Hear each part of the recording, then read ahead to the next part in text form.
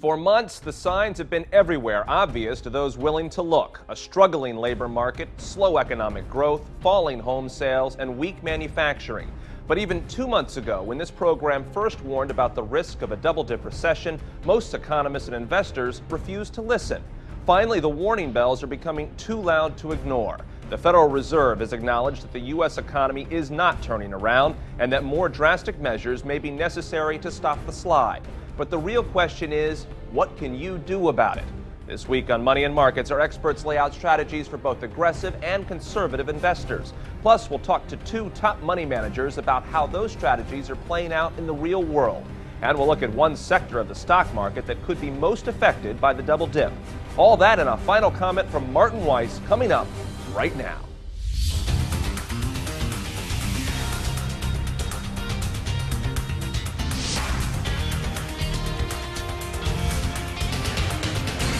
From our studios in Jupiter, Florida, Weiss Money Network presents Money and Markets. And now, Jamie Holmes. Hello, everyone. Our first guest this week has been warning of a double-dip recession for months now, but it's still unclear if investors on Wall Street are paying attention. Mike Larson is an interest rate and financials analyst at Weiss Research and the editor of the Safe Money Report. Hello, Mike. How you doing? Okay, Mike, what are the latest economic reports telling you? Jamie, I think they're confirming that this double-dip recession that I've been warning about is no longer some future event. It's something that's here in the here and now. If you look, for example, at housing, new home sales were down 12% in July to the lowest level in U.S. history. On the existing or used home side, we saw sales off 27% in a single month, more than twice what the economists were expecting.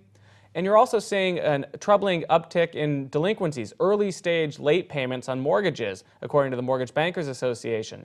That means that more foreclosures are coming down the pipeline, and that's going to make a bad supply problem in housing even worse. Okay, outside the housing market, what are you seeing there? Sure. Well, as you know, I follow banking closely, and we're continuing to see problems with bank failures and the credit markets there. 118 banks have already failed so far in 2010. Plus, the FDIC's list of problem banks, or banks that may fail in the future, just shot up to 829. That's more than twice the 305 banks on that problem list a year ago, and it's the highest level since 1992. Moreover, in the stock market, the KBW Bank Index, kind of a benchmark index for bank stock performance, just suffered what's called a death cross. It's a technical indicator that much lower prices lie ahead. So I think we really have to be concerned here. What about the broader stock market? Well, Jamie, I think that the broader stock market is going to follow what the leading sectors are already doing. We've already seen banking start to weaken. We've already seen real estate start to weaken. And we have other problems in sectors like semiconductors. So there's two S&P 500 support levels I'm eyeing, 1060 and 1040. 1040 is kind of the last ditch level, and if that goes, I think the S&P could easily fall back to its March 2009 lows, which is way down below 700. Okay, we have discussed this before, Mike, but it's such an important question, I want to ask it again. Is there anything that the Federal Reserve can do to stop the recession? I'm glad you asked that because, folks, the truth is no. The Fed wants you to think that they have some sort of magic bullet or secret rabbit that they can pull out of their hat, but they really don't. They're talking about quantitative easing 2, or a second version of quantitative easing 1, which already failed. So why would you expect the second effort to do anything more? Moreover, they can't cut interest rates any lower. They're already at 0%. And this other idea they're kicking around at stopping paying interest on bank reserves, that isn't going to do anything for lending if all these other measures haven't helped. Okay, you've been saying this for a while now. The world is starting to pay attention. I recently saw the New York Times. They picked up that argument. They're running with it. Listen to this. Quote, a sense has taken hold that government policymakers cannot deliver meaningful intervention. That is because any proposed curative could risk adding to the national debt, a political non-starter. Your thoughts? Absolutely. That is right on target. When you look at what the Republicans want to do, they want to extend all the Bush tax cuts, but the Obama administration is fighting that. They want to exclude some wealthy Americans. On the other side, you've got the Federal Reserve that can't do anything more with interest rate policy, and you've got these deficit concerns that are out there in Main Street America. So with that being the case, it's really impossible for the Democrats or the Republicans to come up with a real solution, and I think that's what we're really dealing with. Gridlock on the political side and gridlock at the Fed. Okay, well, everybody watching this show has one main question. How should they be playing this situation out? Sure. I think that as an investor, you need to be much more cautious with your investing strategy. You have to be raising cash by selling down stocks and bond positions. That cash is a very safe asset to hold in this kind of environment of a double-dip recession. Secondly, if you're more aggressive, you can consider instruments that go up in value when stock prices fall. That would include things like put options or inverse ETFs. They eliminate the risk that you used to have of unlimited potential losses with short selling. So again, preparedness, prepare for this double dip recession because I really do think it's coming. Mike Larson, always a pleasure. Thank you. For those of you out there who do like to play it safe, our next guest has some more advice. Nihilus is a financial analyst at Weiss Research and the editor of Dividend Superstars. He joins us from his home in Chadds Ford, Pennsylvania. Nihilus, what are you telling your subscribers about the economic picture right now? Well, what I'm most focusing on is the fact that investors seem to be running away from risk right now. A lot of money is flowing out of the stock market. I see a lot of negative headlines about real estate, and it really seems like the market right now is anticipating a double dip recession. Okay, so in that case, what are you recommending in terms of investment strategy? Well, my subscribers tend to be income oriented, so they're really more concerned about a return of their principal than they are about a return on their principal. That being said, I think there are good opportunities out there. You just have to know where to look. Okay, so does that mean you would be investing in areas that others may be running away from, say maybe real estate, for example? Well, in real estate's case, I think it's better to just stand aside right now. I say that because I would love to capitalize on all the negative headlines out there. I think the media is getting the story just as wrong now as they got it during the height of the bubble when they were wildly enthusiastic. But if you look at a chart, say, of dividend-paying REITs, you'll notice that they really haven't come down very much despite all this gloom and doom. So, in this case, I don't think right now there's a lot of value to be found in that group. Okay, what about the bond market? Investors have been rushing in recently. Would you go in the other direction then? Yeah, I would. One thing I definitely wouldn't want to do right now is lock in a yield of 2.5% for 10 years. I think there's a substantial risk of price declines in bonds from here on out. And at the same time, again, no growth in your yield going forward. Okay, you would stay out of the bond market, you'd stay out of real estate. Where would you recommend income investors put their money? I'd go to a place where you can get guaranteed yields that are as high as you'd get with treasuries or even higher in many cases, and a place where you could also get capital appreciation at the same time. My answer is dividend stocks. Nihilus, let me ask you a question that one of our viewers brought up. DJ Larkin asks, if we are in a double dip recession, should I still look at buying high yielding stocks? Wouldn't they go down with the market? And then wouldn't there be talk of reducing the dividends?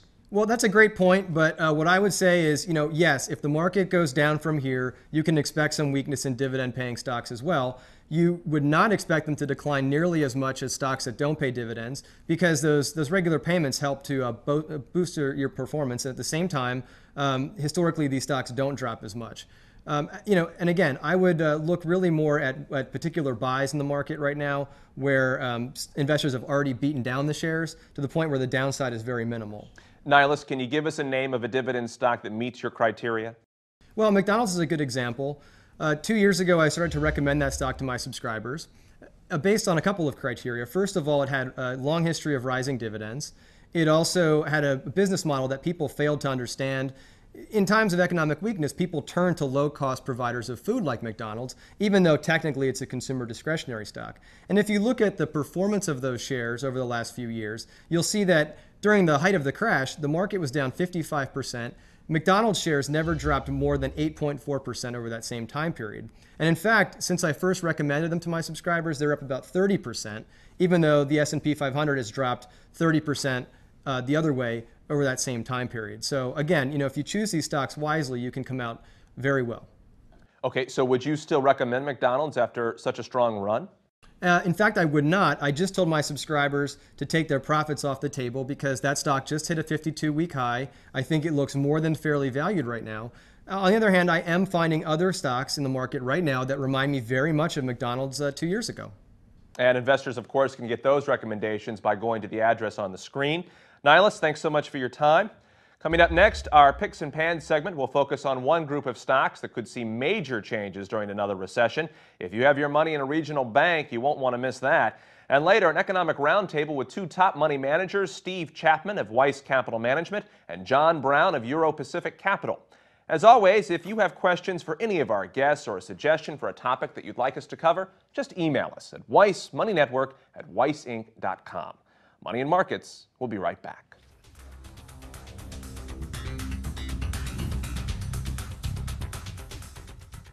Greece sparks a 20% fall in the euro. Is Europe's monetary union doomed to fail? China vows to revalue the yuan, but is it too little too late? Hi, I'm Brian Rich of World Currency Alert, and my goal is to help protect your savings and net worth from the global currency storm, and even profit from it. In my monthly newsletter, I give you specific recommendations and timely alerts for when to get into a currency position and when to get out. Just the type of profit-making advice you need today. With risks on the rise, you need investment advice you can trust now more than ever before to help protect your wealth. At Weiss Capital Management, we've been managing money professionally for over 25 years and specialize in protecting your investments in turbulent times. Call now or visit our website to get our free special report, Global Credit Crisis Act 2, the steps you need to take now to help protect and potentially grow your investments.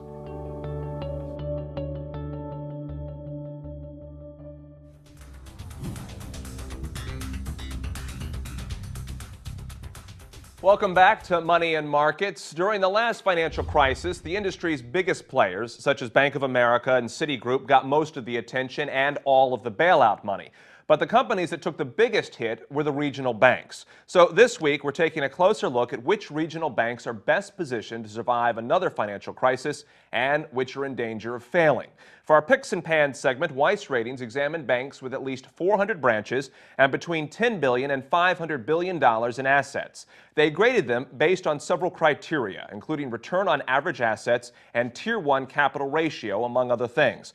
And they found that the institution in the best shape to survive a double-dip recession is TD Bank. And it's one of the strongest Tier 1 capital ratios in its peer group, as well as very strong liquidity, good profitability, and very few non-performing assets.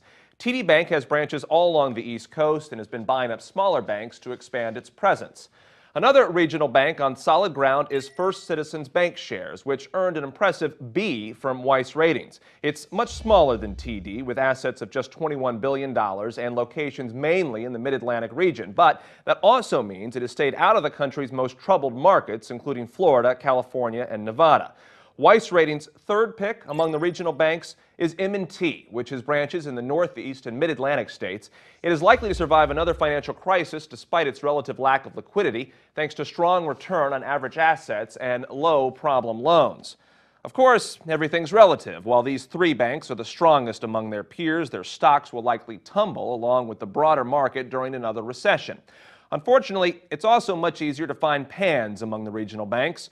According to Weiss Ratings, SunTrust Bank is least likely to survive a downturn in the economy. It has poor profitability, a Tier 1 capital ratio below its peers, and nearly 6% of its total loans are non-performing. That's more than triple the problem loans of TD Bank. Regions Financial also has an extremely high percentage of non-performing loans at about 5.5%. Coupled with its lack of profitability, it is unlikely to survive a double-dip recession.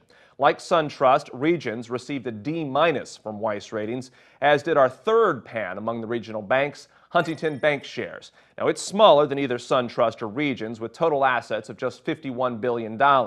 Its return on average assets is actually pretty good, but its Tier 1 capital ratio is lower than its peers, and its percentage of problem loans is way too high. Huntington's locations are also heavily concentrated in the Midwest, making it even more vulnerable to a slowdown in the economy. If you have money in any of these regional banks, now might be a good time to move it. Coming up next, two asset managers discuss the state of the economy, what the Fed and the Obama administration can do about it, and how they're playing the markets. Plus, a final comment from Martin Weiss. We're back in a moment.